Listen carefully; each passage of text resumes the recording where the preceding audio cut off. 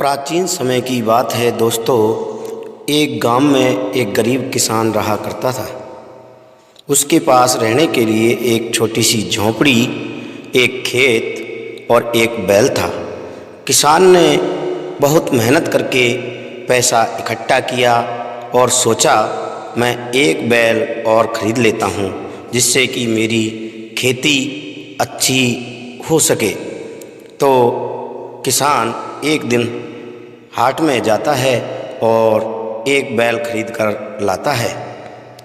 तो जैसे ही किसान बैल खरीद कर जंगल से गुजर रहा होता है तो जंगल में उसको 4 युवक मिलते हैं। उन युवकों ने किसान से कहा, क्या तुम अपने इस बैल को बेचना चाहते हैं? तो किसान के मन में ख्याल आता है कि मैंने इस बैल को 1500 रुपये में ख़रीदा है। यदि इस बैल से कुछ मुनाफा होता है तो मैं इसको बेच दूंगा। तो किसान इस प्रकार सोच करके उन युवकों से कहता है कि मैं बैल बेच दूंगा यदि आप खरीदना चाहते हो तो। किसान ने उन युवकों के लिए बैल की कीमत 2000 रुपये रखी थी। तो युवक कहने लगे 2000 रुपये तो कुछ ज़्यादा ही लग रहे हैं। हम ऐसा करते हैं, किसी व्यक्ति को पंच बनाकर इसका फैसला कर लेते हैं। जो पंच इसकी कीमत रखेगा वो हम दोनों को माननी पड़ेगी। इसके लिए हम दोनों को वचन लेना होगा। किसान अपनी सहमति दे देता है। थोड़ी देर बाद उसी जंगल से एक वृद्ध व्यक्ति जा रहा होता है। उस वृद्ध व्यक्ति को देखकर चारों युवक कहते हैं कि इसी व्यक्ति को पंच बनाकर अपना फैसला कर लेते हैं। तो किसान भी सहमति दे देता। वह चारों युवक एक ठग पिता की संतान होते हैं। वह वृद्ध व्यक्ति कोई और नहीं, उन्हीं चारों युवकों का एक ठग पिता होता है। उसी व्यक्ति को पंच बना लिया जाता है। पंच बैल की कीमत 500 रुपये रखता है। किसान बड़ा दुखी होता है यह सुनकर, लेकिन बेचारा किसान क्या करता, क्योंकि वह वचन में बंधा हुआ था। तो किसान भी समझ गया कि मुझे ठगा जा रहा है। तो वह चारों युवक किसान को ठग लेते हैं और बैल को लेकर चले जाते हैं। लेकिन किसान के मन में एक ख्याल आता है कि इनको सबक सिखाना चाहिए।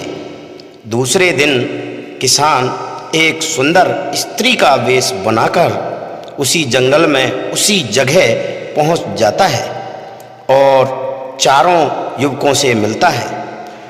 तो चारों युवक सुंदर स्त्री को देखकर बड़े खुश होते हैं और वह स्त्री के वेश में किसान युवकों से कहता है कि मैं शादी करना चाहती हूँ। तो चारों युवकों में से वो कहने लगे कि इस सुंदर स्त्री से मैं शादी करूँगा। एक दूसरा कहने लगा मैं शादी करूँगा। इस प्रकार चारों लड़कों में बहस होने लगी। तो स्त्री ने कहा कि मैं उससे शादी करूँगी जो सबसे पहले मेरे लिए नई बनारसी साड़ी, मिष्ठान और तरह तरह के आभूषण लाकर देगा, मैं उसी से शादी करूँगी। तो चारों युवक सामान लाने के लिए शहर की तरफ दौड़ पड़ते हैं।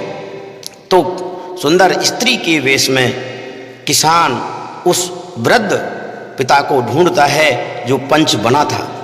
चारों युवकों के जाने के बाद किसान सोचता है कि वह ठग पिता भी इनका यहीं पर होगा और उसको ढूंढता है और उस किसान को वह वृद्ध व्यक्ति मिल जाता है। किसान देखते ही उस पर झपट्टा मारता है और उसकी खूब पिटाई करता है। पिटाई कर कर के उसकी कमर तोड़ देता है, पूरे बदन को तोड़ देता है, बुरी तरह से उसकी पिटाई करता है। और जब वृद्ध व्यक्ति नीचे गिर जाता है, मरा हुआ सा करके किसान छोड़कर चला जाता है। कुछ समय पश्चात जब वो चारों युवक आते हैं तो देखते हैं कि वृद्ध उनका पिता बहुत बुरी खस्ता हालत में नीचे जमीन पर पड़ा हुआ करा रहा है। हाय हाय मार दिया, हाय तौबा कर रहा है। तो चारों युवक बड़े दुखी होते हैं, लेकिन वो युवक कर क्या सकते थे? वह उस सुंदर महिला को जानते नहीं थे और किसान उसकी पिटाई करके घर आ जाता है। दूसरे दिन किसान एक वैद्य का भेष बनाकर पास के गांव में जाता है और उस ठग पिता के घर की तलाश करता है। तलाश करने के बावजूद उसको ठग पिता का घर मिल जाता है और कहता है, आवाज़ लगाता है, कोई इलाज करा लो, कोई इलाज करा लो। तो उसकी आवाज़ सुनकर उसके चारों युवक आते हैं कि हमारे वृद्ध पिता का इलाज कराना है। तो उसकी दशा को देखकर किसान कहता है, इसको 4 जड़ी बूटियों की आवश्यकता होगी। तो युवक कहते हैं कि हम आपके लिए ला देंगे, आप हमें बताइए। तो किसान अपनी चतुराई से चारों पुत्रों को चारों दिशाओं में भेज देता है। जब उन दिशाओं में वह चले जाते हैं तो उस ठग पिता की फिर किसान अच्छे ढंग से पिटाई करता है और उस बैल को लेकर के चला जाता है। जब ठग पिता के चारों पुत्र आते हैं और अपने पिता को पहले से भी ज़्यादा बुरी दुर्दशा दयनीय अवस्था में पाते हैं और देखते हैं कि जो बैल था वो भी नहीं है, तो बैल जब नहीं दिखाई देता है तो वह ठग पिता के चारों पुत्र समझ जाते हैं कि यह हमारी करनी का फल ही हमें मिला है और फिर वो प्रण लेते हैं कि हम आज के बाद कभी ठगी नहीं करेंगे। छोटे से किसान ने अपनी समझदारी से उन चारों ठग पुत्रों को सुधार दिया। इस कहानी से हमें शिक्षा मिलती है श्रोताओं कि बुरे कर्म का हमेशा बुरा फल ही मिलता है, इसलिए हमें बुराई से बचना चाहिए।